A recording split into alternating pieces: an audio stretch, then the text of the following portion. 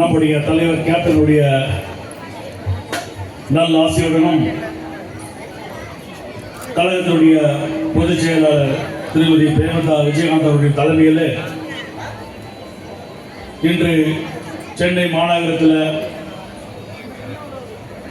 இந்த முப்பெரும் விழா பொதுக்கூட்டத்துக்கு தலைமை பொறுப்பை ஏற்று நடத்தி கொண்டிருக்கும் தென் சென்னை மாவட்ட கழக செயலாளர் BC ஆனந்த் அவர்களே, சென்னையில் இருக்கின்ற மாவட்ட கழக செயலாளர் பிரபாகரன் அவர்களே, மாறன் அவர்களே, வேல்முருகன் அவர்களே, செந்தில்குமார் அவர்களே, பழனி அவர்களே தெரிவித்துக் கொண்டு இந்த முப்பெரும் விழா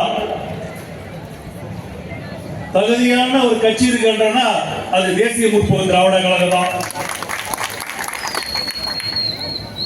2 நாளுக்கு முன்பு கட்சி ஆரம்பிச்சு முப்பெரும் விழா என்று இன்னைக்கு ஆளுகின்ற கட்சியை நடத்தினாங்க. அது முப்பெரும் விழா கிடையாது, இதுதான் முப்பெரும் விழா, தேசிய முற்போக்கு திராவிட கழகம் தான். ஏன்னா நம்ம தலைவர் கேப்டன் அவர்கள் 78, 79 தமிழ் திரைப்பட துறையில நுழைய வேண்டும் என்று ஆசை. ஆனா அந்த காலகட்டத்தில் ரஜினிகாந்த், கமலஹாசன் ஒரு பெரிய நட்சத்திரம், அவர்களுக்கு பெரிய பெரிய இயக்குநர்கள், பெரிய பெரிய தயாரிப்பாளர்கள் பின்பலமாக இருந்தார்கள்.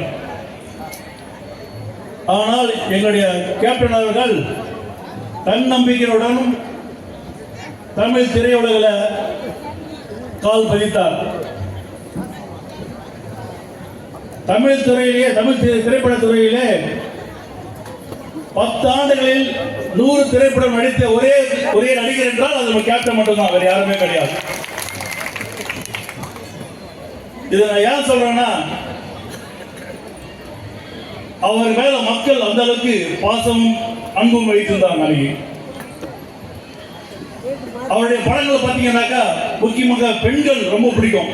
பெண்களை பொறுத்த வரைக்கும் கேப்டன் அவர்களை தன்னுடைய சொந்த சகோதரராக, தந்தையாக பார்த்த ஒரு நடிகர். வேறு எந்த நடிகருக்கும் அந்த தகுதி கிடையாது. தலைவர் அவர்கள் ஒரு கிராமத்துக்கும் போகும்போது அங்க இருக்கின்ற இளைஞர்கள், பெண்கள், ஏன்னா இவர் நடிக்கிற படங்களை பார்த்தீங்கன்னாக்கா புரட்சிகரமான படங்கள், சமுதாயத்துக்கு ஒரு பிரச்சனை தட்டி கேட்கின்ற கதாபாத்திரத்தை ஏற்று நடித்தார் அவர்கள் நடிக்கிற காலத்தில். அவங்கள பொறுத்த வரைக்கும் அங்க இருக்கின்ற ஒரு MLAவோ MP பார்த்து அந்த மனு கொடுத்தா நடக்காது அப்படி எண்ணி கேப்டன் கிட்ட வந்து கொடுப்பாங்க. எல்லா மனு பாப்பா கேப்டன், நான் வந்து ஒரு நடிகர் மாதிரிலாம் செய்ய முடியாது, இல்லைங்க நீ நினைச்சா பண்ணலாம் அப்படின்னு. இது கொஞ்சம் கொஞ்சமாக போக போக கேப்டன் எந்த வழியோ கேப்டனோட ரசிகர்கள் அந்த வழிதான் வந்து வளர்ந்தாங்க.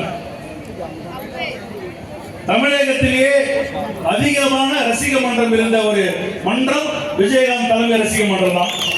கேப்டன் அவர்கள் எதிர்கட்சி தலைவர் ஆனாரு. இந்த நிகழ்ச்சி முடிச்ச உடனே அந்த அம்மா வந்து தாஜ் ஹோட்டலில் வந்து நாங்கள் பேசியிருக்கோம். கேப்டன் கேட்குறாங்க, என்கிட்ட கேட்குறாங்க, கேப்டன் எப்படி சொன்னீங்கன்னு. இதை வந்து மக்கள் விரும்ப கூட்டணி நம்ம அமைச்சோம், மக்கள் வந்து இன்னைக்கு வந்து ஆசைப்பட்டாங்க, திமுக அனுப்புனா ஓட்டு போட்டாங்க, அதுவும் நான் இங்கே சொல்றேன். நீங்க சொன்னது போல நடந்தது கேப்டன், ரொம்ப நன்றி என்று அம்மா அன்னைக்கு பாராட்டாங்க கேப்டன் அவர்களுக்கு. இது நான் ஏன் சொல்றேன்னாக்கா, இந்த அந்த கூட்டணி 2 கட்சியும் விரும்பிய கூட்டணி அது. அதுக்கு பிறகு 2006 இன்னைக்கு எல்லாமே பேசுறாங்க கூட்டணி ஆட்சி வேண்டும் அப்படின்னு. கூட்டணி ஆட்சியை வந்து முதலாக வரையறுத்தது நம்முடைய தலைவர் தான், கேப்டன் அவர்கள் தான்.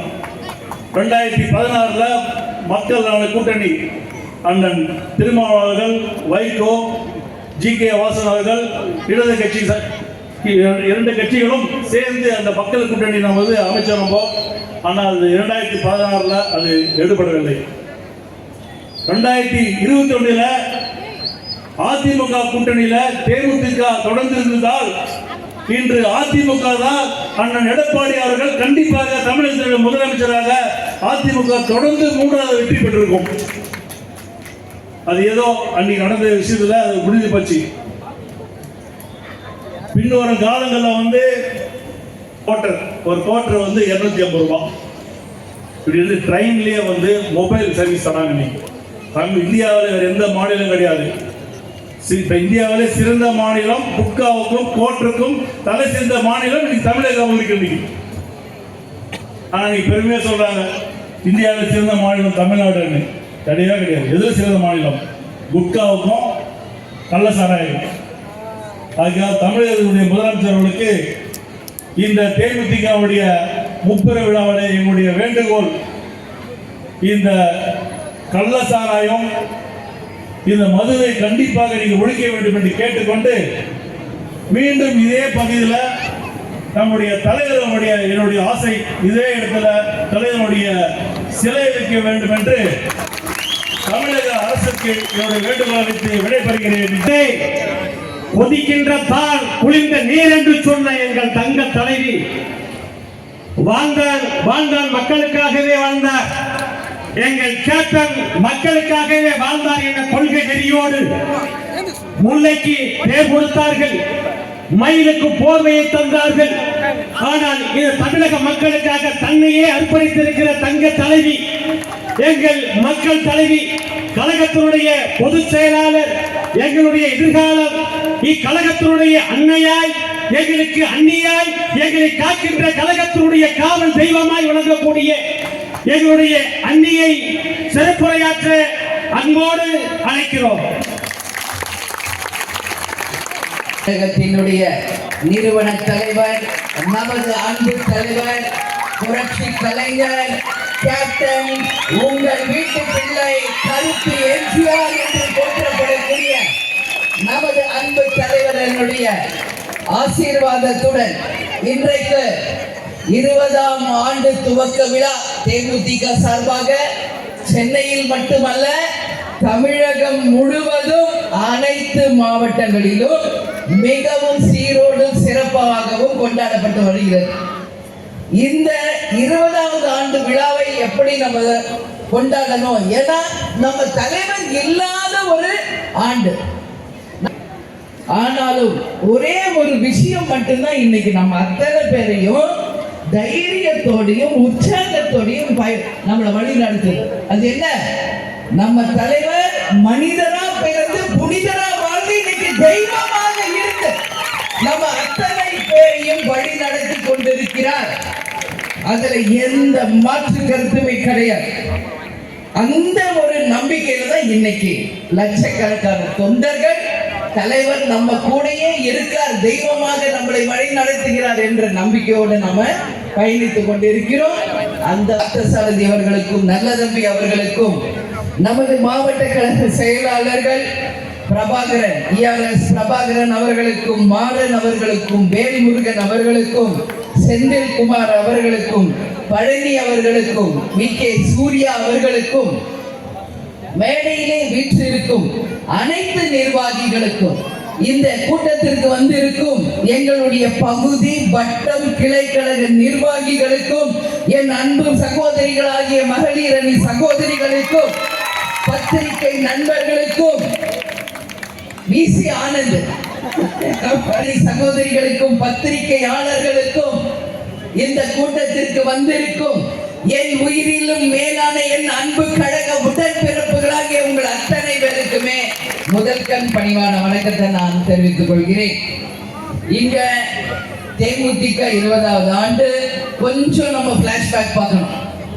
கொஞ்சம் இல்லை நஞ்சம் இல்லை. இந்த வரலாறு தலைவர் அவர்கள் 1978 திரை உலகில் காலடி வைத்ததில் இருந்து ரசிகர் மன்றமாக உருவாகி பின்பு நற்பணி இயக்கமாக மாறி அத்தனை பேர் விருப்பத்திற்காக 2000 கொடி அறிமுகப்படுத்தி உங்கள் அத்தனை பேர் விருப்பத்திற்காக 2005 தேசிய முற்போக்கு திராவிட கழகம் என்கின்ற ஒரு மாபெரும் இயக்கத்தை மதுரையில் இதுவரைக்கும் காணாத லட்சக்கணக்கான தொண்டர்களையும் மக்களையும் திரட்டி 14 அன்று நம்ம தலைவர் ஒரு சரித்திர சாதனையை படைச்சார்.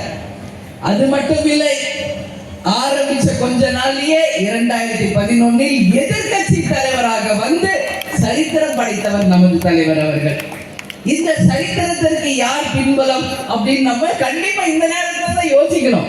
மக்களுக்கு தீபாவளி வரலாம், பொங்கல் வரலாம், ஆனால் தேமுதிகவினுடைய திருநாள், வெற்றி நாள், சந்தோஷமான நாள் இந்த நாள் தான் நமக்கெல்லாம். ஆனா நம்ம தலைவர் இல்லை அப்படின்ற வருத்தம் நமக்குள்ள இருக்கு.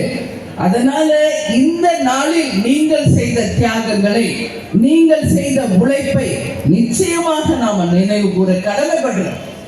சகோதரர் அண்ணன், என் அண்ணன் தான் சொல்வேன், ராமு வசந்தன் அவர்கள் அதை நிர்வகித்து பின்னாளில் உங்கள் விருப்பத்திற்காக கட்சியாக மாறும் பொழுது அதை அப்படியே கட்சியாக நாம மாற்றிய வரலாறு எல்லாருக்கும் தெரியும். எனவே இந்த நாளில் சகோதரர் என் அண்ணன் ராமவசந்தன் அவர்களையும், இப்ராஹிம் ராவுத்தர் அவர்களையும், கேப்டனுடைய நண்பர்களையும், அவருடன் இருந்து அவர் வளர்ச்சிக்கு உழைத்த அத்தனை பேரையும் இந்த நேரத்தில் நான் நினைவு கூற கடமைப்பட்டிருக்கிறேன். அதே போல கேப்டன் எப்படியோ அதுவே எங்கள் வழி என்று ஒவ்வொரு தொண்டரும் இன்னைக்கும் உண்மையாக உழைத்துக் கொண்டிருக்கிறீர்கள். உங்கள் உழைப்புக்கு, உங்களுடைய நம்பிக்கைக்கு இந்த உலகத்தில் எதையுமே நம்ம ஈடு செய்ய முடியாது. தலைவரும் நானும் பேசுறப்பதான் நிறைய பேசுவோம். இந்த ஜென்மத்துல நாம செஞ்ச புண்ணியம் என்ன அப்படி. தலைவர் எனக்கு கிடைச்சதுதான் புண்ணியம், அதுல மாற்று கருத்து இல்லை. ஆனாலும் எந்த பிரதிபலனையும் எதிராமல் தலைவருக்காகவும் கட்சிக்காகவும் உழைக்கும் எங்கள் உண்மை தொண்டர்கள் கிடைத்ததுதான் எங்கள் வாழ்க்கையில் எங்களுக்கு கிடைச்ச பாக்கியம் அப்படின்றத கேப்டனும் நானும் பல்வேறு நேரங்களில இதை நாங்க பேசியிருக்கோம். மதுரை மாநாடு நடக்குது, உங்க எல்லாருக்கும் தெரியாது. பின்னாடி கேரவன்ல கண்ணீர் விட்டு கதறிட்டு இருந்தேன் நானும் கேப்டனும். இத்தனை லட்சம் மக்கள் இங்க வந்திருக்காங்களே, அந்த நம்பிக்கைக்கு பாத்திரமாக இருந்து அவர்களை நல்வழியில் வழி நடத்தி சென்று அவர்களுக்கு எல்லாம் ஒரு நல்ல எதிர்காலத்தை உருவாக்க வேண்டும் என்ற மிகப்பெரிய ஒரு கடமையும் அந்த நேரத்தில் கேப்டனுக்கும் எனக்கும் உருவாகி அது கண்ணீராக அன்னைக்கு வந்துச்சு. அது மட்டும் இல்ல, இங்க மக்களுக்காக மக்கள் பணி செய்தப்போ கேப்டன் ஸ்டேஜ்லயே கண்ணீர் விட்டு அழுதார். நீங்க எல்லாம் யாரும் மறந்திருக்க மாட்டீங்க. ஏன் அழுதார் தெரியுமா? என்னை நம்பி இத்தனை லட்சம் இளைஞர்கள், பெண்கள், மக்கள், நான் இவர்களுக்கு என்ன கைமாறு செய்ய போகிறேன் அப்படின்ற அந்த உணர்வு தான் கேப்டனுக்கு அன்னைக்கு கண்ணீராக அன்னைக்கு ஸ்டேஜ்ல வந்தது. நான் கூட பக்கத்துல அமர்ந்திருந்தேன். ஏன் இதை சொல்றேன்னா, தலைவரை நம்பி வந்த யாரும் கைவிடப்படார் அப்படின்றத வரலாற்றை நிச்சயமாக உங்கள் அண்ணியாக மட்டுமில்லை, உங்கள் அன்னையாக இருந்து உங்களுடைய அத்தனை பேர் வாழ்க்கையில் சிறந்த முறையில் உயர்த்த வேண்டும் என்பது மட்டும்தான் என்னுடைய கனவு, லட்சியம் எல்லாமே. அதனால இன்னைக்கு தலைவரை நம்பி வந்தவங்க, தேமுதிகவை நம்பி வந்தவங்க வாழ்ந்ததாக தான் ஒரு வரலாறு இருக்கணும் என்பதில் நான் உறுதியாக இருக்கிறேன். அதே மாதிரி இந்த கழக வளர்ச்சிக்காக பாடுபட்ட அனைத்து நிர்வாகிகள், தொண்டர்களை இந்த நேரத்தில் நான் என்னுடைய பாராட்டுகளையும் வாழ்த்துக்களையும் அவர்களுக்கு சொல்ல கடமைப்பட்டிருக்கேன். ஏன்னா தமிழ்நாடு முழுக்க இந்த பொதுக்கூட்டத்தை சிறப்பான முறையிலே நமது கழகத்தை சேர்ந்தவர்கள் செஞ்சிருக்காங்க. ஒரு ஆர்ப்பாட்டமோ, ஒரு பொதுக்கூட்டமோ, ஒரு எந்த ஒரு விஷயத்தை சொன்னாலும் அத்தனை பேரும் இணைந்து அந்த ஆர்ப்பாட்டம், போராட்டத்தை வெகு சிறப்பாக நடத்திட்டு இருக்காங்க. நம்ம ஒன்றும் ஆண்ட கட்சியோ, இல்ல ஆளும் கட்சியோ, இல்ல லஞ்சம் ஊழல் வாங்கின கட்சியோ, இல்ல மக்களை ஏமாற்றி பிடிச்ச கட்சியோ, இல்ல கட்ட பஞ்சாயத்து பண்ணி கடைக்கு நோட்டு புத்தகத்தை கொடுத்து வசூல் செய்த கட்சி கிடையாது. நேர்மையாக மக்களுக்காக வியர்வை சிந்து, தங்களுடைய ரத்தத்தை வியர்வையாக சிந்து அந்த தொண்டர்கள், இந்த கேப்டன் எப்பவுமே சொல்வார், இந்த கொடியில கட்டி இருக்கேன் அந்த கயிறு என் தொண்டருடைய நரம்புங்க அப்படிம்பார். இங்க தொங்குதே ஒரு விளக்கும், அது அவர்களுடைய உழைப்பு. இங்க இருக்கிற ஒவ்வொரு பேனரும் எங்கள் தொண்ட கழகத்தினுடைய சிறப்பான பணியாற்றுதலும் நம்பிக்கை என்றதை என் கண்ணில் தெரியும். அதனாலதான் நான் ஆனந்திக்கிட்ட கூட சொன்னேன், 2 LED லைட் வச்சிருக்கீங்க, அதுக்கு எவ்வளவு செலவாகும்? ஆனா மரத்துக்குள்ள மறைஞ்சிருச்சு. அது எத்தனை தொண்டர்களுடைய பணம்? அதுதான் இங்க விஷுவலா வச்சிருந்தீங்கன்னா தலைவரை எல்லாரும் பார்த்திருப்பாங்களே. அதுதான் நான் பேசிட்டு இருக்கேன் ஸ்டேஜ்ல. அதனால உங்கள் உழைப்பு என்பது சாதாரணம் கிடையாது. இந்த கழகத்திற்காக நீங்க உழைத்த உழைப்பு நிச்சயமாக ஒரு நல்ல இடத்திற்கு உங்களை கொண்டு செல்வேன் என்பதை இந்த பொதுக்கூட்டத்தில், அதுவும் 20வது ஆண்டில் உங்கள் முன் சொல்ல நான் கடமைப்பட்டிருக்கேன்.